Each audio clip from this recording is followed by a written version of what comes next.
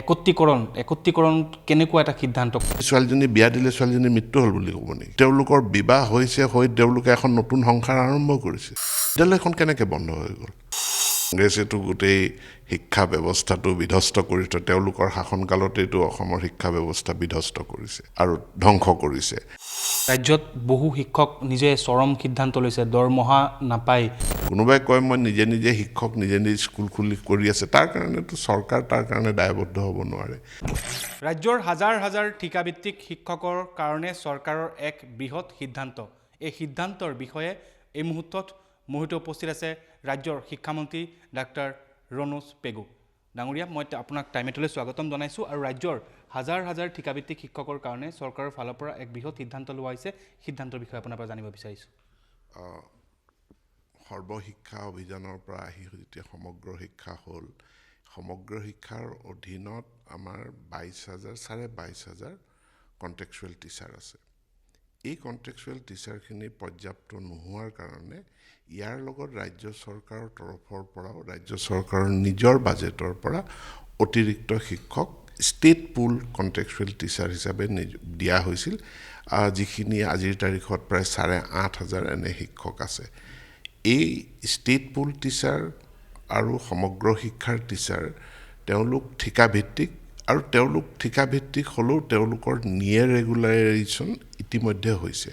তাৰমানে তেওঁলোকে দৰমহা আৰপি মতে পায়।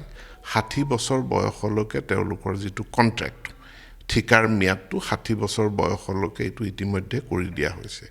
কিন্তু তেওঁলোকে তাতে সন্তুষ্ট নহয়, তেওঁলোকে নিয়মীয়াকৰণৰ দাবী উত্থাপন কৰি আহিছে। আৰু নিয়মীয়াকৰণৰ দাবী উত্থাপন কৰাৰ পৰিপ্ৰেক্ষিতত মাননীয় মুখ্যমন্ত্ৰীয়ে যোৱা 15 আগষ্টৰ তেওঁৰ দেশবাসীক উদ্দেশ্যি দিয়া ভাষণত তেওঁ ঘোষণা কৰিলে যে তেওঁলোকৰ নিয়মীয়াকৰণ হ'ব। এতিয়া নিয়মীয়াকৰণ যেতিয়া হ'ব, নিয়মীয়াকৰণ নীতি নিয়মৰ ভিত্তিত হ'ব। আমাৰ ফাইনেন্সিয়েল ৰুল আছে, আমাৰ financial rule and budget management act আছে 2005 চনত গৃহীত হোৱা। গতিকে সেই নীতি নিয়মৰ ভিতৰত যেতিয়াই আমাৰ প্ৰভিন্সিয়েলাইজেশ্যন বা নিয়মীয়াকৰণ হয়, তেতিয়া সি সদায় মানে প্ৰস্পেক্টিভলি হয়। অৰ্থাৎ যি তাৰিখত 2021 চনত প্ৰভিন্সিয়েলাইজেশ্যন হৈছে, গতিকে 2021 চনৰ যিটো তাৰিখত প্ৰভিন্সিয়েলাইজেশ্যন হৈছে চাকৰিটো সেইদিনাখনৰ পৰা কাউণ্টিং হ'ব। যদিও বা তেওঁলোকে আগতে ভেঞ্চাৰ হিচাপে খাটি আছিল। গতিকে এইটো নতুন নিযুক্তি নিচিনাই, নতুন নিযুক্তিয়েই হয়। একেধৰণে কণ্টেক্সুৱেল টিচাৰৰ ক্ষেত্ৰতো যদি চৰকাৰে ৰেগুলাৰাইজেশ্যন কৰে, যি তাৰিখত কৰিব সেই তাৰিখৰ পৰা প্ৰস্পেক্টিভলি হ'ব। এতিয়া এওঁলোকে আমাৰ ঠিকাভিত্তিক শিক্ষকসকলক যিহেতু নিয়েৰ ৰেগুলাৰাইজেশ্যন কৰা হ'ল, এতেকে তেওঁলোকে আৰপি মতে দৰমহা পায়। 42% ডিয়াৰনেছ এলাউন্স তেওঁলোকে পায়। 60 বছৰ বয়সলৈকে গেৰাণ্টি আছে। প্লাছ ইনক্ৰিমেণ্ট যিখিনি পাব লাগে সেই ইনক্ৰিমেণ্টখিনিও পাই আছে। এতিয়া কাৰোবাৰ 10 বছৰ, কাৰোবাৰ 15 বছৰ, তেওঁলোকে যোনে যেনেকৈ কামখিনি কৰিলে তেওঁলোকৰ চাকৰিৰ কাৰ্যকালসমূহ অনুযায়ী তেওঁলোকে ইনক্ৰিমেণ্টটো পাইছে। এতিয়া আমি বিত্ত বিভাগৰ লগত যেতিয়া আলোচনা কৰিছোঁ, বিত্ত বিভাগে কৈছে যে যিদিনাখনৰ পৰা ৰেগুলাৰাইজেশ্যন কৰিব তেওঁলোকে সেইদিনাখনৰ পৰা তাক মানে এইটো আৰম্ভণি বুলি কাউণ্ট কৰিব। পূৰ্বৰ যিখিনি কণ্টেক্সুৱেল পিৰিয়ড আছে এই পিৰিয়ডটো তেওঁলোকে কাউণ্ট নকৰে। তেতিয়া আমি বিত্ত বিভাগ, যদি তেওঁলোকৰ কণ্টিনিউৱেশ্যন হয় এজ কণ্ট্ৰেক্সুৱেল টিচাৰ হিচাপে, তেতিয়াহ'লে তেওঁলোকে যিটো ইনক্ৰিমেণ্ট আছে সেইখিনি তেওঁলোকে পাই থাকিব। অৰ্থাৎ তেওঁলোকৰ দৰমহাটো জইন কৰা দিনৰ তুলনাত আজিৰ তাৰিখত বেছি, আৰু সেই ইনক্ৰিমেণ্ট সহ সেই সুবিধাখিনি তেওঁলোকে পাই থাকিব। কিন্তু ৰেগুলাৰাইজেশ্যন যদি কৰে তেতিয়াহ'লে তেওঁলোকৰ নতুন আৰম্ভণি এটা হ'ব, আৰু নতুন আৰম্ভণিত যিটো চৰকাৰৰ স্কেল আছে সেই স্কেল মতে পাব। কিন্তু কণ্টেক্সুৱেল নিয়মীয়াকৰণ হ'লে তেওঁলোকে পেঞ্চনৰ বেনিফিটটো পাব, বা তেওঁলোকৰ কোনো বিশেষ কাৰণত কোনোবাই প্ৰাণ হেৰুৱালে তেওঁলোকৰ ফেমিলি পেঞ্চনৰ যিটো নিয়মীয়া শিক্ষকৰ ক্ষেত্ৰত আছে সেই ফেমিলি পেঞ্চনটো পাব। এতিয়া কণ্ট্ৰেক্সুৱেল টিচাৰৰ ক্ষেত্ৰত কাৰোবাৰ হানি হ'লে তেওঁলোকে 5 লাখ টকাৰ এটা এককালীন সাহাৰ্য পায়, তাৰ বাহিৰে অন্য নাপায়। ফেমিলি পেঞ্চন তেওঁলোকে নাপায়। গতিকে ফেমিলি পেঞ্চনটো ইয়াত পাব। আৰু বিষয়খিনি আজি ৰাতিপুৱাও মোৰ ঠিকাভিত্তিক শিক্ষক সন্থাৰ লগত মই আলোচনা কৰিছোঁ আজি ৰাতিপুৱা আলোচনা কৰিছোঁ তেওঁলোক আহিছিল তেওঁলোকক মই কথাখিনি কৈছোঁ তেওঁলোকৰ হাতত যদি অন্য কোনো আইনগত বিধিগত সমল আছে সমলখিনি মোক দিয়ক আমি আলোচনা কৰিম আৰু আলোচনাৰ মাজেৰে ইয়াৰ এটা মীমাংসা কৰিব লাগিব হয়তো এনেকুৱাও হ'ব পাৰে যে অপশ্যন দুইটাই অপেন থাকিব পাৰে কোনোবা শিক্ষকে যদি কয় যে মোক পেঞ্চনটো নালাগে বা হেৰি হিচাপে এতিয়া যি ধৰণে পাই আছোঁ মই তেনেকেই কণ্টিনিউ কৰিব পাৰে কোনোবাই বিচাৰিব যে নহয় মই নিয়মীয়া হৈয়ে যাম তেতিয়াহ'লে তেওঁ সেইমতেও কৰিব পাৰে গোটেই কথাখিনি আমাৰ এখন কমিটিও মাননীয় মুখ্যমন্ত্ৰী গঠন কৰি দিছে আলাপ আলোচনাৰ জৰিয়তে আমি গোটেইখিনি মীমাংসা কৰিম শিক্ষক সমাজৰ এয়া বহু দীৰ্ঘদিনীয়া দাবী আৰু আপুনি নিজ মুখেৰে যিখিনি কথা ক'লে এই যি প্ৰক্ৰিয়া এই প্ৰক্ৰিয়া কেতিয়াৰ পৰা আৰম্ভ হ'ব বুলি আমি ধৰিব পাৰোঁ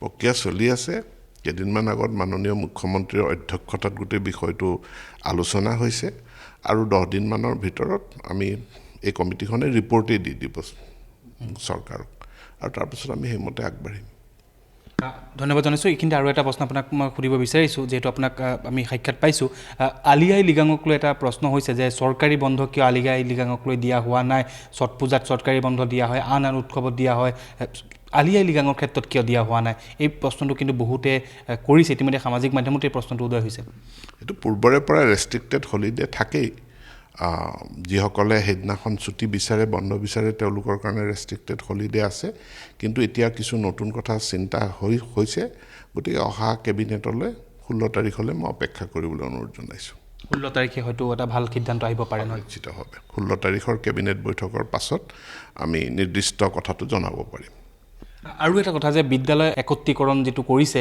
এই একত্ৰীকৰণক লৈ কংগ্ৰেছৰ ফালৰ পৰা আপোনাক বাৰে বাৰে আক্ৰমণ কৰা হৈছে যে একত্ৰীকৰণ কেনেকুৱা এটা সিদ্ধান্ত কংগ্ৰেছে বিশেষকৈ আপোনাক আক্ৰমণ কৰিছে মানে কি আক্ৰমণ কৰিছে কংগ্ৰেছেতো গোটেই শিক্ষা ব্যৱস্থাটো বিধ্বস্ত কৰিছে তেওঁলোকৰ শাসনকালতেইতো অসমৰ শিক্ষা ব্যৱস্থা বিধ্বস্ত কৰিছে আৰু ধ্বংস কৰিছে এতিয়া আমি যোৱা সময়খিনিত লাগি ইয়াক এতিয়া এটা শৃংখলিত ব্যৱস্থা হিচাপে গঢ়ি তুলিছোঁ এমালগেমেশ্যন মানে কি আমি ইয়াত বিদ্যালয়ৰ বিলুপ্তি নঘটাওঁ বিদ্যালয়খন ওচৰাওচৰিকৈ আছে আনসাষ্টেইনেবল যদি তাতে ছাত্ৰ ছাত্ৰী আছে দুইখন বিদ্যালয়ৰ ছাত্ৰ ছাত্ৰীক একেলগ কৰিব বিচাৰিছোঁ আজি মই ৰাতিপুৱা শিলচৰত আমাৰ এখন অসমীয়া মাধ্যমৰ ঐতিহাসিক বিদ্যালয় আছে দেশভক্ত Tarunram Phukan higher secondary school তাৰ কাষতে আছে দেশভক্ত তৰুণৰাম ফুকন এমই স্কুল এতিয়া এমই স্কুলখনত 27 জন ছাত্ৰ ছাত্ৰী আছে ওচৰতে একেটা বাউণ্ডেৰীতে তৰুণৰাম ফুকন হায়াৰ ছেকেণ্ডেৰীখন আছে তো আমি দুইখন স্কুলক যদি একেলগ কৰি পেলাই এটা প্ৰশাসন কৰোঁ আৰু তেতিয়াহ'লে আমি ভাবোঁ যে শিক্ষানুষ্ঠান সেই অসমীয়া মাধ্যমৰ শিলচৰৰ বিদ্যালয়খন আমি আৰু ভালকৈ গঢ়ি তুলিব পাৰিম গতিকে ভাগ কৰি পেলাই খুব কম সংখ্যক ছাত্ৰ ছাত্ৰী দি বিদ্যালয় পৰিচালনা কৰাটো অসুবিধা এতেকে আমি এমালগেমেশ্যনবিলাক কৰিছোঁ আৰু ইয়াৰ ফলস্বৰূপে খুব ভাল ৰিজাল্ট আমি পাইছোঁ একত্ৰীকৰণ হ'লে এটাতো বিদ্যালয় বন্ধ হ'বই লাগিব কংগ্ৰেছৰ ফালৰ পৰা আপোনাক এনেধৰণে আক্ৰমণ কৰিছে বিদ্যালয়খন কেনেকৈ বন্ধ হৈ গ'ল আপুনি কি ছোৱালীজনী বিয়া দিলে ছোৱালীজনীৰ মৃত্যু হ'ল বুলি ক'ব নেকি আৰে তেওঁলোকৰ বিবাহ হৈছে তেওঁলোকে এখন নতুন সংসাৰ আৰম্ভ কৰিছে দুখন স্কুল একেলগ হৈছে তেওঁলোকে এটা নতুন জাৰ্ণি আৰম্ভ কৰিছে এইটো শুভেচ্ছাহে জনাব লাগে ইয়াতে কি মানে এখনক বন্ধ কৰি দিলে এখনৰ মৃত্যু হ'ল এই কথাবিলাক আচলতে মানসিক বিকৃতিৰ ফলত তেওঁলোকে কয় আৰু কংগ্ৰেছে প্ৰকৃতাৰ্থত আজিৰ তৃণমূল পৰ্যায়ত গাঁৱত বিদ্যালয়ত কি হৈ আছে তেওঁলোকে একো নাজানে তেওঁলোকে ৰাস্তাই ঘূৰে তেওঁলোক এতিয়া বিভ্ৰান্ত হতাশগ্ৰস্ত গতিকে তেওঁলোকে এইবিলাক মন্তব্য কৰাটো অস্বাভাৱিক নহয় ৰাজ্যত বহু শিক্ষক নিজে চৰম সিদ্ধান্ত লৈছে দৰমহা নাপায় একেদৰে তেনেকৈও আপোনাক কংগ্ৰেছে আক্ৰমণ কৰিছে কিন্তু কোনে দৰমহা নাপায় বহু শিক্ষকে দৰমহা লাভ কৰা নাই যিমান শিক্ষক আছে আমাৰ ঠিকাভিত্তিক হওক নিয়মীয়া হওক সকলোৱে নিয়মীয়াকৈ দৰমহা পাই আছে এবাৰ দেৱালীৰ আগতো মানে দেৱালীৰ সময়তো শিক্ষকসকলে দৰমহা পাইছে ঠিকাভিত্তিক শিক্ষকসকলে সকলো শিক্ষকে দৰমহা পাইছে দৰমহা নোপোৱাকৈ সেইটো পুৰণি ইতিহাস আছিল এতিয়াতো নিয়মিতভাৱে সকলোৱেতো দৰমহা পাই আছে কোনজন শিক্ষকে দৰমহা পোৱা নাই মোক দেখুৱাই দিয়ক কিমান চনৰ এতিয়া কোনোবাই যদি নিজে নিজে কয় মই শিক্ষক কোনোবাই কয় মই নিজে নিজে শিক্ষক নিজে নিজে স্কুল খুলি কৰি আছে তাৰ কাৰণেতো চৰকাৰ তাৰ কাৰণে দায়বদ্ধ হ'ব নোৱাৰে চৰকাৰৰ খাতাত যিসকল শিক্ষক আহিছে সি নিয়মীয়াকৰণৰ জৰিয়তে হওক তেওঁ কণ্টেক্সুৱেলেই হওক বা নিয়মীয়া শিক্ষকেই হওক সকলো শিক্ষকে নিয়মিতভাৱে দৰমহা পাই আছে